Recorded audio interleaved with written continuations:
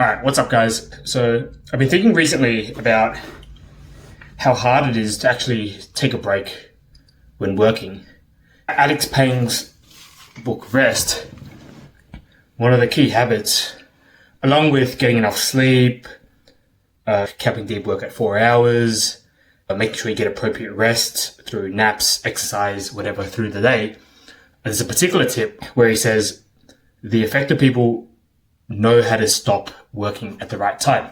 And what he meant was they often stop when they know what the next step is, not when they're fully frustrated or they're halfway or they're sort of overwhelmed, and they know when the next step is, so that when it comes time to start working again, you feel like it's easy to start rather than feeling resistance or procrastinating it. For example, it's sort of simple and clear what the next step is, and it's comfortable. Therefore, when it comes time to start, you're actually going to do it more likely rather than procrastinate it or feel too much aversion to the resuming process. I feel like that tip is really simple. It promises to be effective, but I think in practice for some of us, it's pretty hard because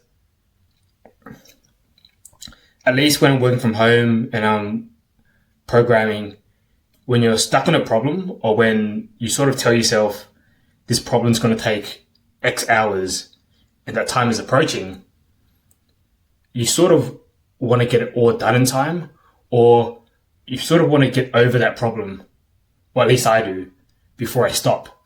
And the issue is, if it's taking longer than expected to get over that problem or to solve that problem, and the initial estimate was a reasonable one, well, if it's taking longer, sometimes that might be too long and it makes you prone to burning out. And I found this in myself recently. It's like, recently I've been in a situation where the pressure isn't so much external, and yet I find myself stopping later than I should.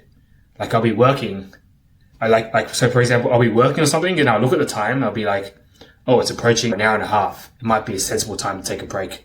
And then I'll have to have that thought like 10 times and sort of mentally snooze before I actually take the break. And it might end up being 1 hour more than ideal. So like yesterday, for some reason, I started work real early and there definitely wasn't any pressure and I was pretty much on top of everything, but I don't know, maybe I'm waiting for a feeling where it's like, where I want to fully complete it, or little unexpected things come up that I didn't anticipate, so I wanted to knock them out or sort of resolve them more.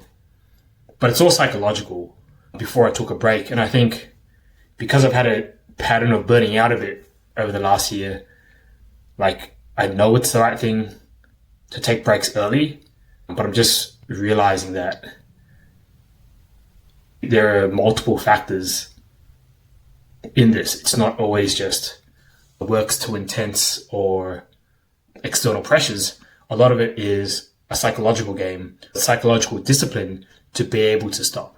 And with the theme of doing hard things to avoid doing the right thing, I think that principle applies here as well. So oftentimes solving a problem or solving everything now is actually, it is hard, but it's actually easier than taking a break now, which is the right thing to do from more aspects, from a health aspect, from a psychological, from a physical and a mental health aspect, even from a productivity impact, because it's going to prevent burnout and just allow us to do more over the course of the day rather than just like sprinting too early. Just like it is with exercising. When I used to work out, it'd be easy to stick to the workout plan and not overtrain in a sense, or just like do the amount of prescribed sets and reps, take the prescribed rest. That was easy to stick to.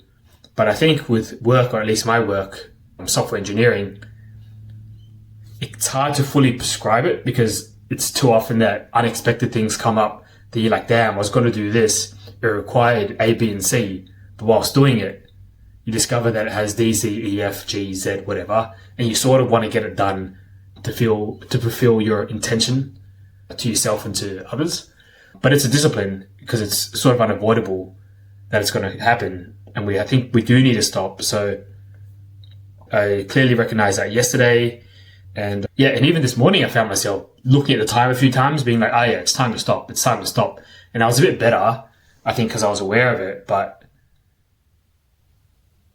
probably it would have been a bit nicer to stop maybe 20, 30 minutes earlier before my break I just had.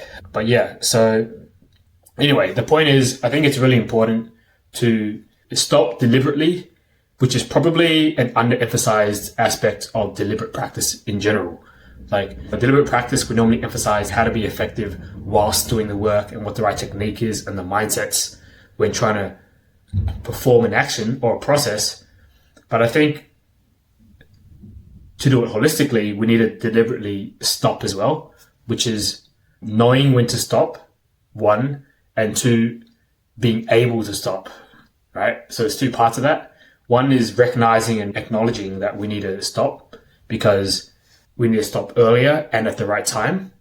The right time being early enough that we're not going to burn out so we can work sustainably, and at a point where things are simple and the next stop is clear. And three is the actual, I guess, psychological discipline or mastery over our minds to be able to actually do it. Because too often we know we should stop, at least I do, and we don't.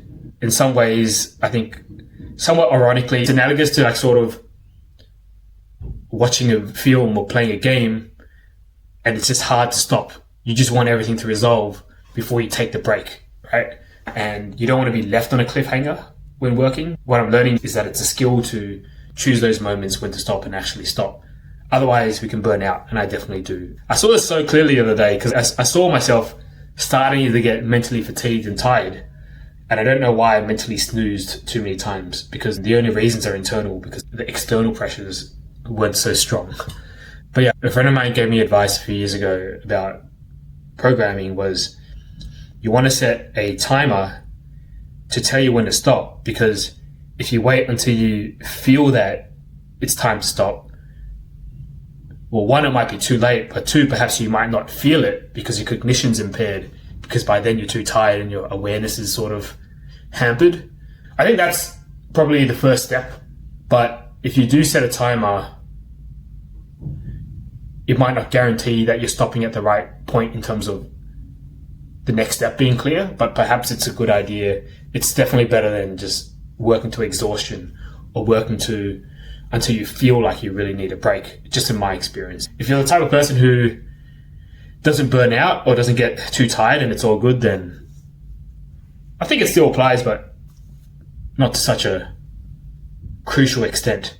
But I think if you're wanting to preserve your energy, I think a first step would be to put a timer, but then ideally, I think in the ideal world, that timer wouldn't be like stop right now. It'd be like, it's about time to stop, so wrap it up. And the skill would be to find ways to wrap it up soon, where you know where the next step is clear so you can start again. Anyway, so that's my little rant for today. It's definitely something that's on my mind.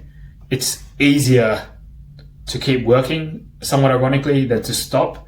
But the right thing to do is to stop at the right time, and it's going to do good to your health and your work, psychologically and physically. So it's something I need to work on. I hope it's something useful to share, and I'll catch you on the flip side.